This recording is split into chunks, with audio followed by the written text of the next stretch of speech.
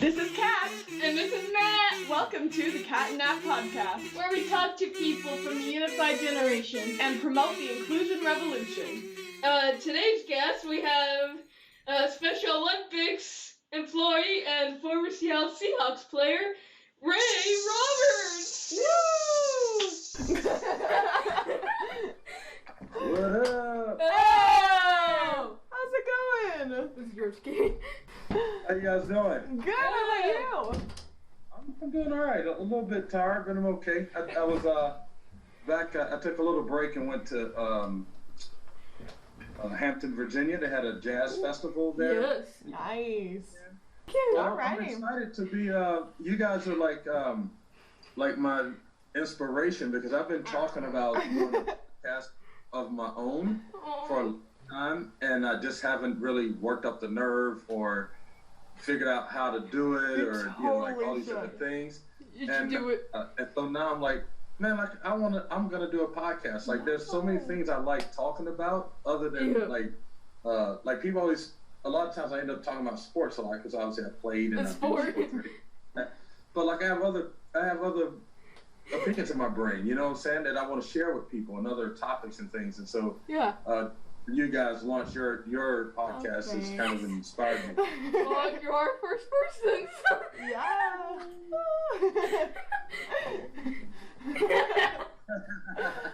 All right, so do we want to pull up our first question of the day?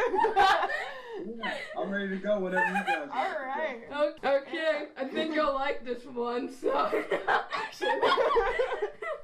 so as a former football player, you started in high school, and eventually played for the Seattle Seahawks and Detroit Lions. Did you always know you would become a professional football player, or did you think you might do something else? Well, you know, like just like any other little kid back in the day, like, you know, growing up, I was like, I'm gonna be a teacher, or I'm gonna be a fireman, or I'm gonna like be a construction worker. Like, those are the types of things that you got kind of funneled towards, like in school and things, like those types of jobs.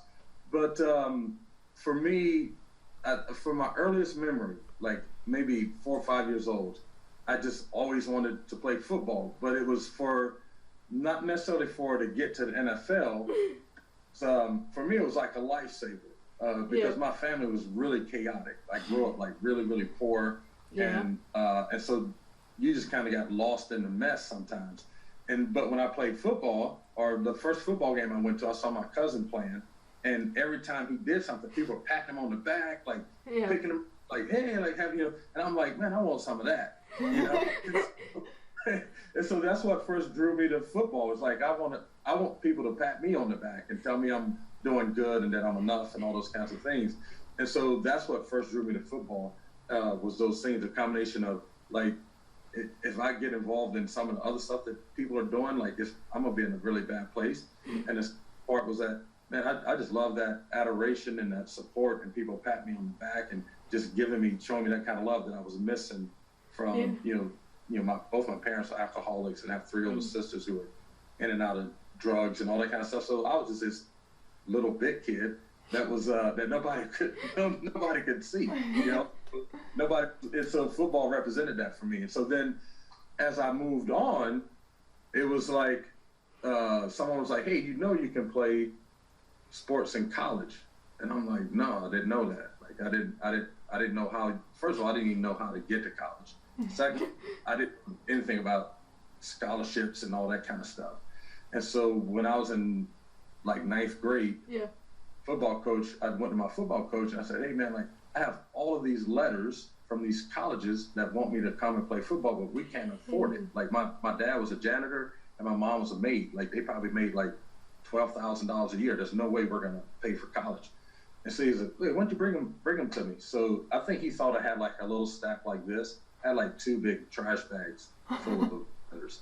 And so I took him in and he's like, Ray, like these people want to pay for your college. I'm like, yeah, but we can't pay them back. Like how is that gonna work? You know, I had no idea how scholarships and all that work.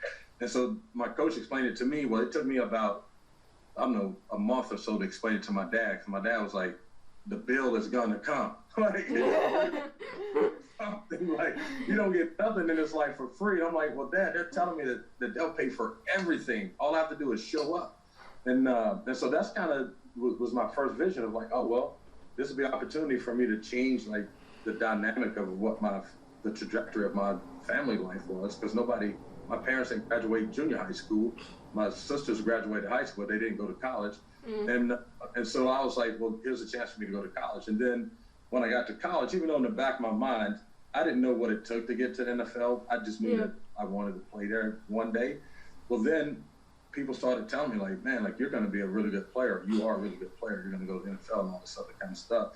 And so then once someone told me that, it was like they set the world on fire for me, because then I was just all in. Like I was just so focused and locked in on what I had to do to get to NFL, grades, working out, being the best player I can be, being the best teammate I could be. Then that's when the idea of getting to the NFL really became like entrenched in me, is that someone gave me just a glimmer of hope that if I kept going the direction I was going, I'd have a chance. And so that's kind of how I got to the NFL. That is so cool. That was a wonderful story. Okay. As a football player and Special Olympics advocate, what do you think of the power of a unified sport? You know what? I think I was just thinking about that question right before you guys, right before I got on here. And the thing that I like more than anything about the unified sports and this whole movement is that it really gives everyone an opportunity to highlight his or her gifts or talents or passions. And in the process of doing that, you form like these amazing relationships, like these lifelong, productive relationships. And today, in today's environment, in our United States, there's such a premium on what separates us and the differences that we have. And so if you turn on the TV, there's always these debates going on. Who's right? Who's wrong? You agree with me, I disagree with you. Like everything, it doesn't matter what the topic is. It can be like what color shirt you're wearing today. That's going to tell you that, no, you should be wearing green or you should be wearing yellow, or what time of year. It's like everything is a debate around what's different and what's not the same. And the thing that I love about the unified sports is that it brings people face to face. You know what I'm saying? Like you're face to face with people, and so you're really interacting with them, getting to know them, even more than whatever activity you're doing. The real magic to it is the relationship that's being built, because our culture has moved so far away from building relationships, and it's about tearing down relationships and tearing down people to where you have to choose one or the other, and it's never so absolute like that. There's always something in the middle, and so I think it gives you a chance to. This is kind of what I wrote down. I'll just read it because I can't say it as best as I can read it. Is that unified sports represents an opportunity to be face to face, to learn and know another person, to care about what they care about, to have a teammate in the struggle or the challenge, and someone to celebrate with, to experience joy with, to know that there is a heart that beats for you and that there's a person that shows up for you. Like, that is non-existent in our culture right now. And that's what unified sports does. That is so well put. Yep, it makes you response. Okay. And I mean, like honestly, like I was just talking about you two the other day, because I was just like, you guys are so like, there's so much energy that you guys, like when you don't need just anything, just the smiles on your faces, the way you guys enjoy each other, it just brings so much energy to whatever space you guys occupy. So we could have been in the tent doing the Facebook Live thing, or we could have been on the beach in Abu Dhabi. Like, there's so much energy that you guys bring, and it's not necessarily like focused. It's not focused on what either one of you are incapable of doing. It's focused on what you're capable of doing, and you guys show up for each other that way, and that's how it should be for everybody. Yeah. So you're a walking example of that. Oh, thanks. Okay. I can't believe Seattle, that a year ago today. Like, I know. Oh my gosh. Tomorrow will be the 1-year anniversary of you interviewing us. Yeah. Yeah. For In the And now you guys are globetrotters. Yeah, no, they expected in the same year to find out we're going to Abu Dhabi. Not this way.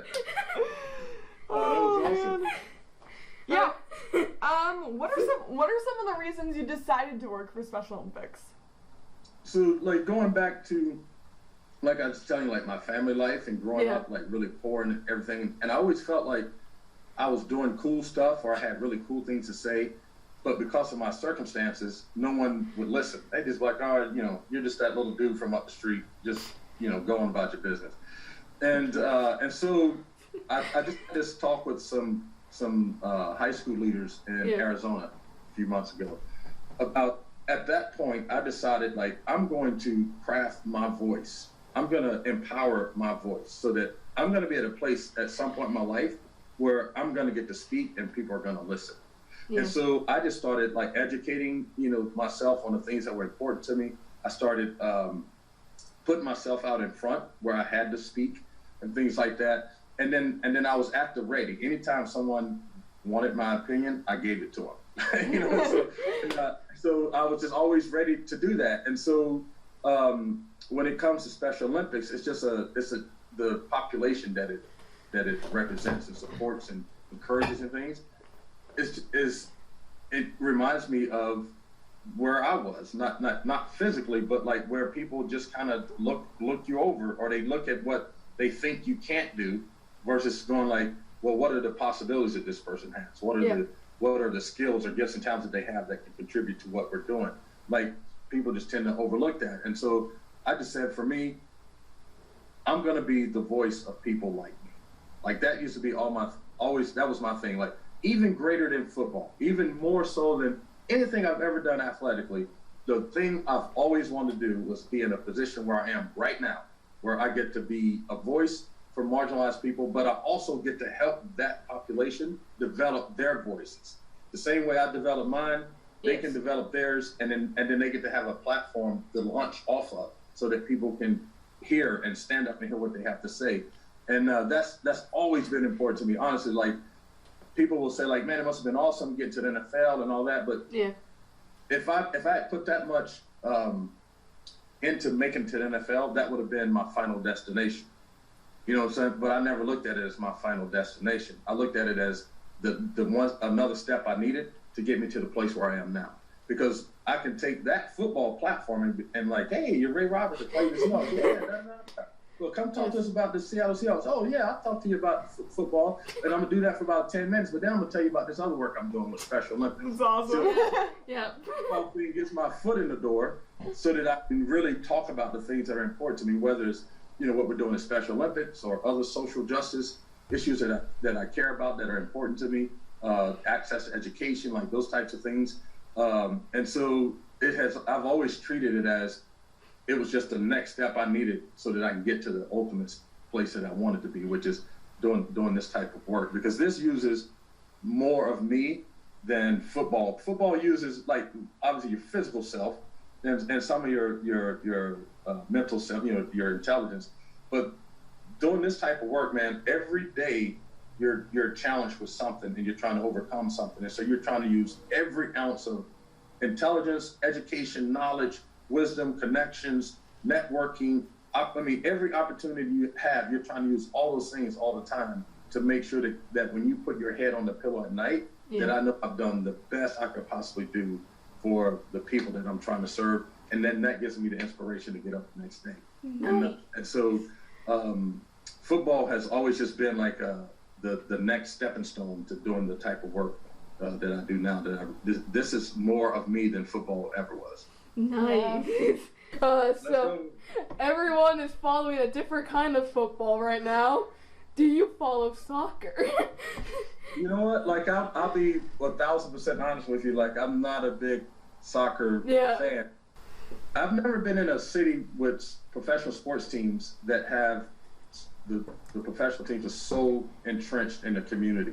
And lockstep with what's important in the community. So all the professional teams here do a really good job with that kind of stuff, whether it's, Pride Week or social justice stuff, or just being in the communities to offer encouragement and support, donating their time, their energy, their money. Like all the athletes from all the teams do a really good job with that. Yes. So your work title is Director, Unified Champion School, Urban Development, correct? Right. So with that, urban means that your focus is for communities in the city. So what do you do in that role? So what happened was Special Olympics figured out that the Unified Champion School model works great in like suburban school districts because they have resources, they have people that are engaged, they have the physical space, they have they can pull in financial resources and things. And what they found in the urban areas, so these large metropolitan cities, inner city schools, is that they don't have that at the ready. So they don't have there's so much turnover in those districts that you can have a champion for Special Olympics today, and that person can be out of the district tomorrow, and then you're starting all over again, trying to reestablish Special Olympics in that district. Or you have teachers, like I was talking with some teachers from Trenton, and they were like, Ray, we would love to do it, but sometimes we come to school, we don't even know where our classrooms are gonna be until we come to school that day. And then they tell us like, oh, you're gonna be in this room or that room.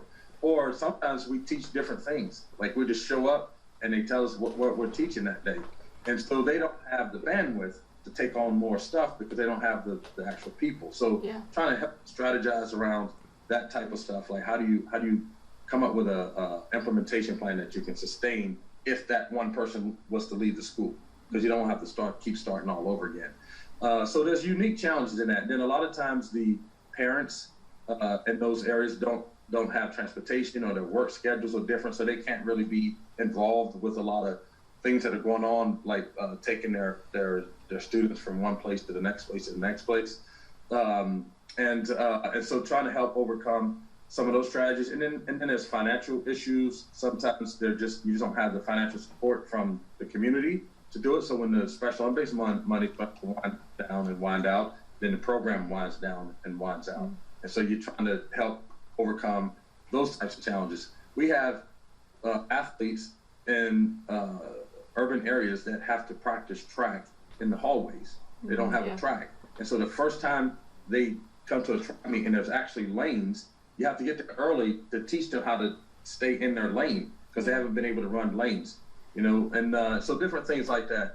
Philadelphia has a really good unified soccer, but it's hard for them to add teams because they have to share. It's a city stadium that they have to share with everybody.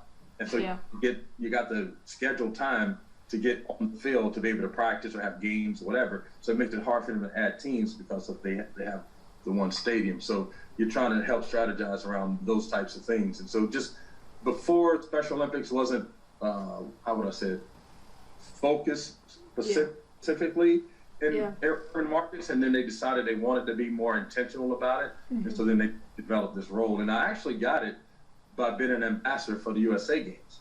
So I was going around doing all these talks around diversity and inclusion to help raise money for the USA Games. And Mark Eaton one day said, hey, do you like what you're doing? I'm like, yeah, I like my job, but why'd you ask? He goes, well, we got this other job, Special Olympics, that we wanted to think about. And so within 2 or 3 days, I was talking to Andrea Khan for about 3 hours. And then I said, so you're telling me that there's a program that can increase connectedness, friendships, reduce bullying, all that kind of stuff. And there's a young female of color in an inner city school that does not get that. And she was like, yes. So I said, well, that young female is getting a quadruple whammy. She's female, she's a person of color, she has an intellectual disability, and she's in a poor or underrepresented, underserved, underfinanced school. And she said, yeah. So I said, well, if you hire me, I'm in for that one person. So that's what I'm gonna do every day, is wake up to try to get our services to that one person. And that's what kind of pulled me into Special Olympics. Oh, that's amazing. Here, let's see. Okay. Oh, here's a good good one. That. You want to do next? Yeah, so if someone's looking to start a Special Olympics program at their school, how do you suggest they get started? Well, the very first thing they can do is contact their local Special Olympics office, because they have all the resources and the playbooks and all that kind of stuff. But if they don't have time to do that, they can just go to our Special Olympics .org and look up our Unified Champion School resources and go that way. If they can't do that, then I would take the students that want to be involved, and this is a way to even start Unified Champion Schools, because you've already formed a club, right? Because you can say, like, we're not sure what we're going to do or how we're going to do it, but let's meet about it and let's talk through what it is that how we want Unified Champion Schools to look like, right? So now you're started out as a club, because you're organizing, you're talking, discussing, and then when you start doing things, whether you do a sporting event or a sport that you want to play or the whole school engagement thing, now you have the whole three components of Unified Champion Schools. You have the club, the sport recreation, and the whole school engagement. So first I would start with trying to contact the local the local Special Olympics program or the state Special Olympics program. And then secondly, if that doesn't work, I would go on our website, look through our resources and see what you can find that you can do.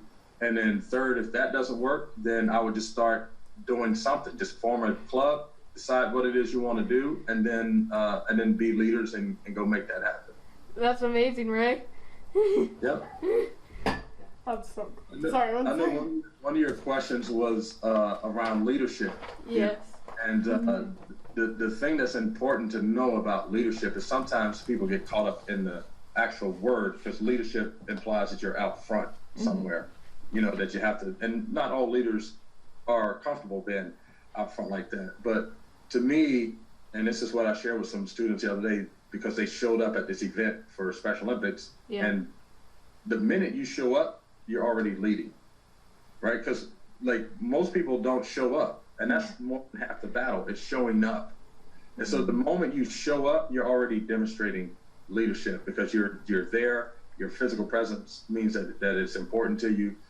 You're taking time out of your day to be there, so that means it's important to you. So that in and of itself is leadership. Then there's leadership all kinds of ways, whether you're out front and you're being the voice that's saying, hey, like, this is what we need to do, or if you're the person in the back going, like, okay, this is where people want to move to, how can I help them get to where they want to go? And so leadership comes in a bunch of different ways, and but the most important ingredient in leadership is showing up. Because you can't care, you can't build relationships, you can't understand what people want, you can't understand how to help them, you can't understand where they want to go if you're not there. So you have to, the first part of that is showing up, and we all have, like I always tell people, there's two circles that you're in all the time. One, you're the leader of the circle and you're influencing the people that are in the circle. But you're also in a circle where you're the one being influenced. So we're leaders and followers all the time. We're teachers and students all the time, because you're learning from what you're seeing other people are doing, and you're teaching people something by what you're doing. So there's a little kid down the street that you don't even ever talk to, but they watch how you interact with people. They watch how you, people in the neighborhood, they watch how you act at the park. They're learning something from you. So in that respect, you're teaching. But there's also people that you're looking to that way.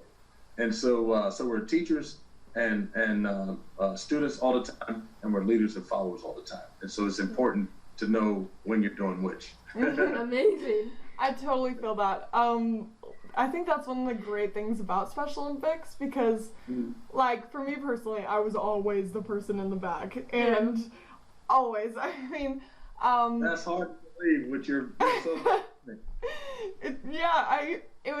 I actually in middle school and still had really bad anxiety and OCD. And it was through Special Olympics I kind of realized that that being the leader wasn't so hard or as intimidating as it seemed. So I think that's really cool that Special Olympics does that. Yeah, I mean, even like, our whole movement, like, our Special Olympic athletes, like, they are leaders in their own right, because some of the athletes are stepping out of their comfort zone too. And the minute they step out of their comfort zone and go, you know what, like, this is me, this is what I do, and this is how I can do it, and this is what's important to me. The second you made that decision to step out like that, leader. It's like, so you don't have to be out in front. You don't have to be the one pushing the pen or whatever. But as soon as you decide that you're going to live your life on your terms, and that by doing that, it's going to liberate other people to live that way, then you become a leader. Awesome. So that's how this whole thing is so awesome, because it gives everybody the opportunity to do that. You know, some of them have to start small. Maybe in the partnerships, that's where each person is kind of honing their leadership skills. That's why it's important that it's not a mentor-mentee relationship, that it's teammates or it's friends, you know, because each person brings their abilities to the table, and each person is filling the gap for the other person that has gaps. Yeah.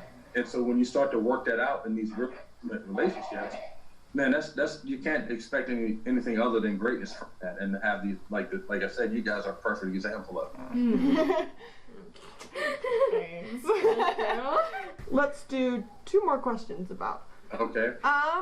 What does diversity mean to you, and how does diversity shape communities? Yeah, so diversity to me means that if you can imagine like a big table, and there's every type of things that people think are different are at the table. So race, culture, gender, ability, disability, you know, education, socioeconomic. Everybody has a seat at that table. And then the most important part is not only do they have a seat, but what they think and what they feel and what is important to them matters to everyone else. Yeah. Because it's one thing to just have a seat sitting there, and when you say something, they're just kind of like, all right, whatever, go on to the next person. But it's a different thing when they really consider what it is that you have to say, because if you don't have a diversity in thought and diversity in ideas and diversity in lifestyles, if all that stuff isn't present, then your organization, company, team, whatever it is you have, doesn't really have the ability to grow. Yeah. Everyone has the same outlook, the same experience, the same thoughts, the same everything.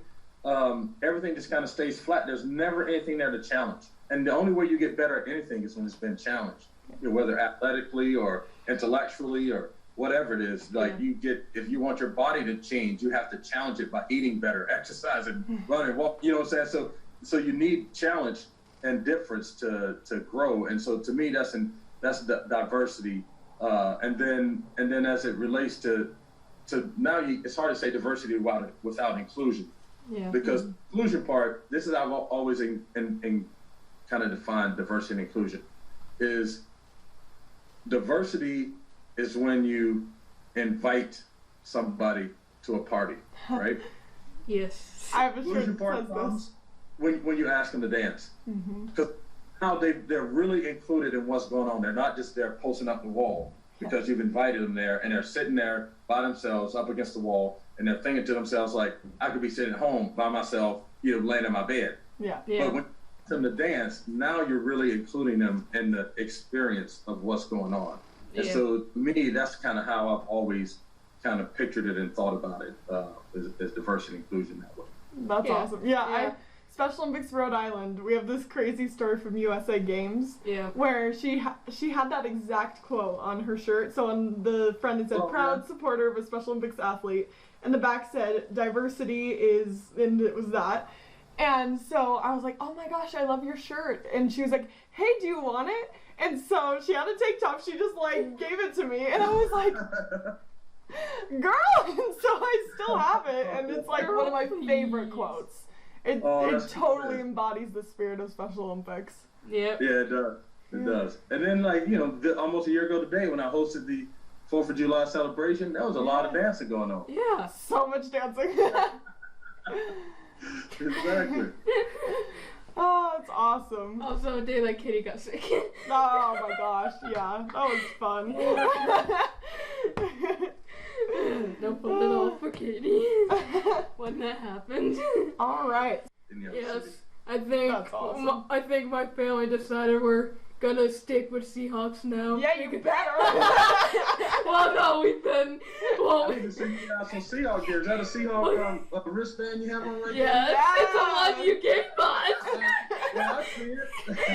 It's the one you gave us. Tell him the team you used to like. Okay, well, my my mom loved San Francisco, obviously, but obviously they are being right now. So I remember when I interviewed you guys, I was like, I don't know if we can have this interview. It's Seahawks all the way. Yep. And my family Seahawks all the way now. We were saying that if we ever... We like bringing in new fans into the family. I mean, we were saying if we ever got a Seattle Seahawks jersey, it will be your number, right? With your name. With your name. Well, we'll get you... We'll work on that for sure. Oh, yeah. I got it. There it is, right there.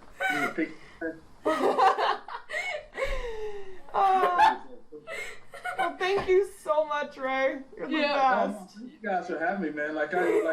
Honestly, like I said, you guys bring just a different energy into the space that you got occupied. Yeah. And the genuineness of the friendship, and that you can really truly, without even knowing your story or whatever, you just watch the two guys engage with each other. You know that you guys share a heart, and that's pretty important. And that it excites me, and it helps me know that that's what we're working towards. We want that, so that you're just friends, period. That's just what it is. You're lifelong friends. You do a lot of great things together, and together you guys are doing some awesome stuff that's changing minds and attitudes.